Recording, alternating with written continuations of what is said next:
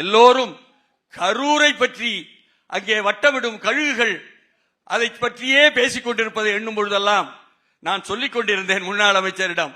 வந்தவுடன் எனக்கு நினைவுக்கு வருவதெல்லாம் 2025 செப்டம்பர் 27 கரூர், 2024 ஆண்டு அக்டோபர் 6ஆம் தேதி சென்னையில் மெரினாவில் நடந்தது என்ன நினைவுக்கு வருகிறது.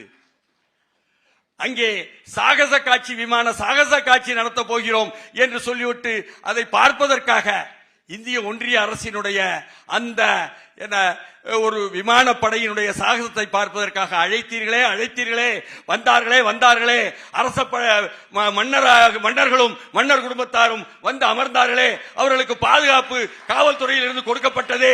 அங்கே என்ன நடந்தது? 5 பேர் பலியாகவில்லையா? அந்த மெரினா படுகொலை 5 பேர் பலியானதை யாரும் ஏன் சுட்டிக்காட்ட மறுக்கிறார்கள்? ஒரு பக்கத்திலே லைட் ஹவுஸ் பக்கம் அவங்களை எல்லாம் வழிவிட்டு அந்த மன்னர் குடும்பத்தை அனுப்பிவிட்டு, இன்னொரு பக்கத்தில் அந்த பக்கத்தையும் மூடிவிட்டு நெருக்கடி ஏற்படுத்தியவர்கள் யார்?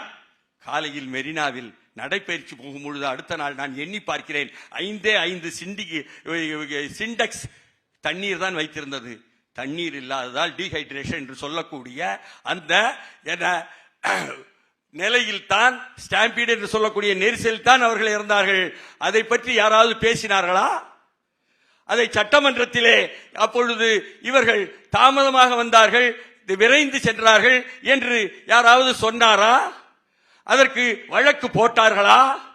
அங்குள்ள மாநகராட்சியினுடைய அந்த மண்டலத்தின் அதிகாரிகள் மீது வழக்கு பதிவு செய்தார்களா? ஆராய்ச்சி செய்தார்களா?